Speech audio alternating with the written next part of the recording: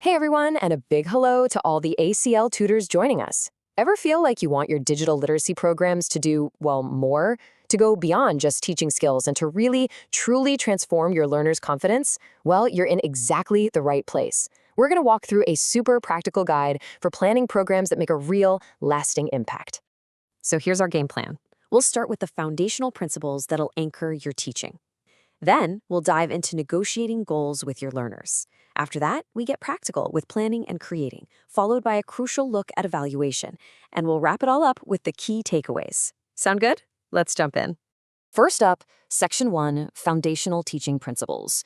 Think of this as building your program on a solid base. Getting these core ideas right from the very beginning is what makes everything else just click. So let's just start with this big question. What actually makes a digital literacy program truly effective? What separates a good program from a great one? It's not just about showing someone which buttons to press, is it? No, it goes way deeper than that. A really effective program is built on these ideas. You start with what your learners already know, use engaging collaborative tasks, and you help them see how a skill, like navigating a settings menu, can transfer across all kinds of different devices and apps. It also means thinking about things like the SAMR model. That's substitution, augmentation, modification, and redefinition.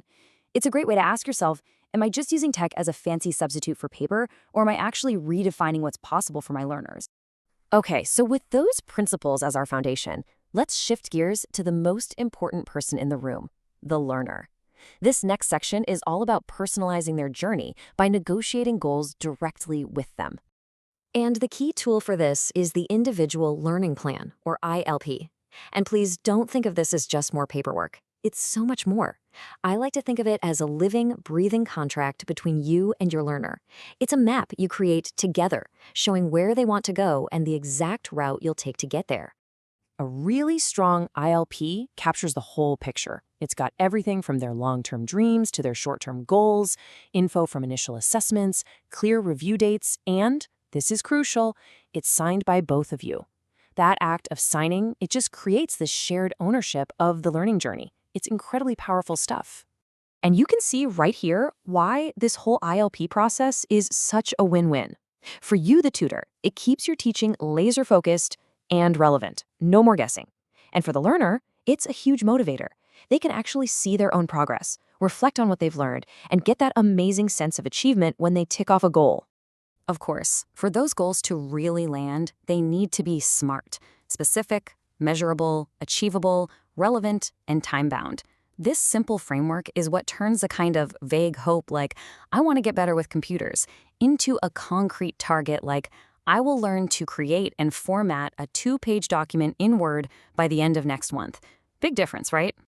All right, we have our guiding principles and our learner-centered goals. So now it's time to get down to business in Section 3, planning the actual structure of your program and creating the resources to bring it to life. Now, when you're building out your scheme of learning, your SOL, here's a key number to keep in your head: 6. Your plan needs to map out a minimum of 6 distinct delivery sessions. This isn't just some arbitrary number. It's about giving enough time for meaningful learning to really take root and stick. And that SOL needs to be your program's blueprint. It has to detail everything, from your big picture aims to the specific tools you'll use, how you'll adapt activities for different learners, and exactly how you'll check in on their progress along the way. Next up, materials. The plan requires you to create at least 3 new resources. And again, this isn't about making busy work. This is your chance to design materials that are perfectly tailored to your learners' goals, the ones you already laid out in their ILPs. It's all about quality and relevance. And you don't have to reinvent the wheel for everything. You'll also need to find and adapt at least 2 existing resources. This is all about being a smart curator, finding great stuff that's already out there and then just tweaking it to make it a perfect fit for your group. So you've planned it, you've delivered it, job done, right? Ha, not quite. Section 4 is about what might just be the most critical step of all, evaluation. And it's not some final report. It's about a continuous cycle of improvement. Here's the key takeaway on this. Evaluation isn't something you just tack on at the end. It's an active, ongoing loop. After a session, you reflect, what worked, what didn't, how can I make it even better next time? This little bit of reflective practice is what will take your teaching from good to great. And to evaluate effectively, you'll need to develop at least 4 clear criteria. These are your measuring sticks. And they're not just for your own notes, they become the basis for a professional discussion with a colleague or mentor. This process lets you really measure your impact and make smart adjustments for all your future learners.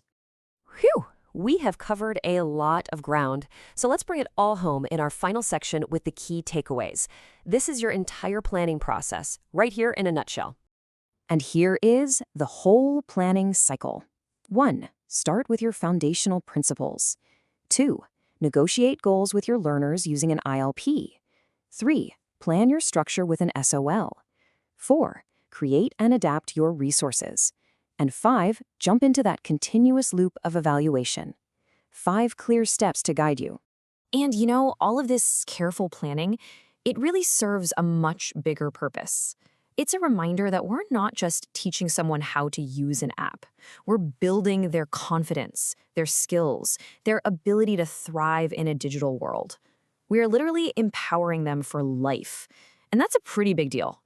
So I'll leave you with this final thought to chew on.